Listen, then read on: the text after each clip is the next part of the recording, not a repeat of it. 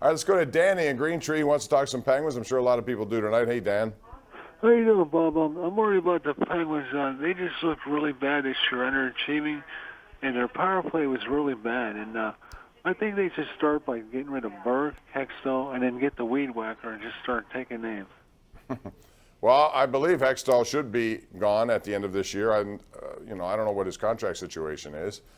Burke, I'm not sure what role he plays or what he does. He's probably a better GM than Hextall based on his track record.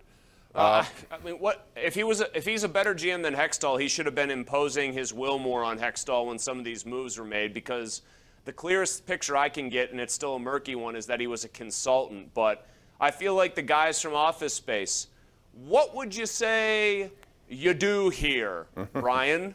Like, there's just nothing. Also, if he gets fired, does he actually tie his tie up when he walks off the premises instead of somebody else who would loosen it once they've been let go? How does that work, Bob? I don't know. He was like that last night, and he didn't look good last night. He was very animated when I saw him at the press box. But, you know, one thing I would love to know, Chris, is what happened at the trade deadline, because I got to believe they really want the input of the guy in charge on the bench, and that would be Mike Sullivan.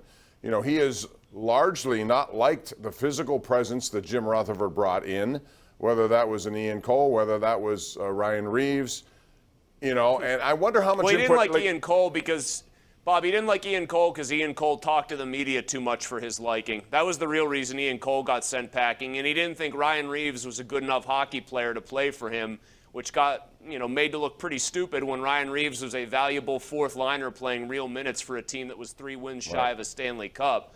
Those are two pretty big biffs by Mike Sullivan. If Mike Sullivan was approached by Ron Hextall, and Ron Hextall said, hey, what do you think of Granlund, bringing him in? No way. And Mike Sullivan said, oh, yeah, give me a pass first, pass second player who's not even good at that and offers literally nothing else, and I get him for 2 more years after this year at $5 million per. If he said sign me up, then I punt on everything I've said about Sullivan and keeping him around. You can kick him out the door, too. See, but I wonder if there was a discussion about who they should have brought in, who they end up bringing in, and whether or not he was on board with that. Because I really got to believe that there was some sort of breakdown there between that management group. And we'll find out what that means as time moves on, because they're going to make changes, and we'll just see how deep they go. Mike in Blairsville is on the line right now. What's up, Mike? How are you? Yeah, Bob, how you doing? I just wanted to mention about the Penguins there. Back when Paul Coffey was playing, he told the team that if they didn't want to win, he wanted traded. Do you remember that? And that's when they started winning them cups. Well, I think they also had a lot of talent, and he's one of those defensemen who is on the 100. In fact, I don't know how many times he had over 100 points here, but that's that.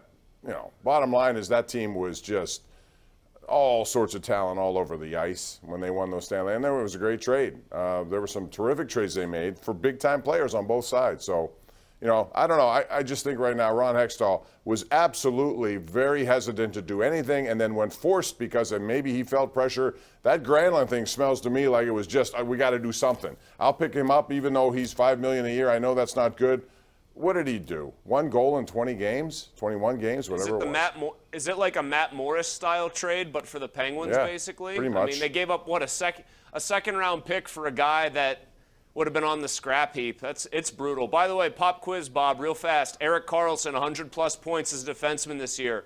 Tell me the last defenseman to score 100 points in a season. The last defenseman to score 100 points in a season. Oh, geez. It's not Paul Coffey. That's your hint.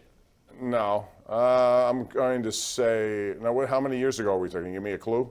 Within the last 35 years. Within the 1990s to now. Okay, so it's 1990 to now.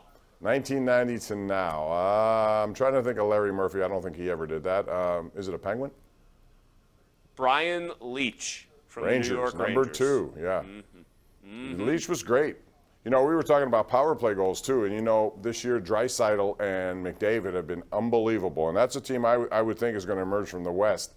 But they were talking about... That's a high-skilled team that can score on the power play, Bob. I thought that you had to, do it only the very fancy way. I thought you had to get points for how artistic your goals look. Okay. Those guys seem to be figuring it out. Well, Draisaitl's on the list. Who was the last guy who had more power play goals in a season than Draisaitl? go the other way and give you some Okay. trivia. Pop quiz right back. Is it in the last 30 years? Yes. I'll go with Steven Stamkos. No. Tim Kerr. You remember Tim Kerr? Yeah.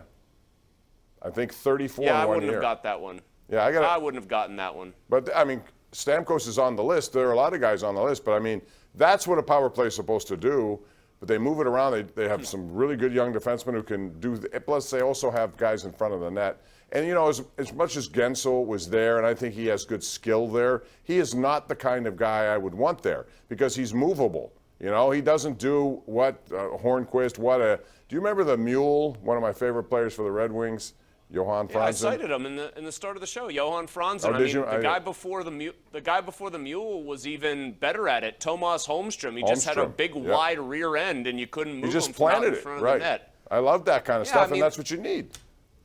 Well, you know what though? Like it's so simple, but it's true. And I think the Penguins' DNA since really 1984, when Lemieux came in, to some degree has always been we can be so much more skilled with the puck. We don't need to do it the way everybody else does it.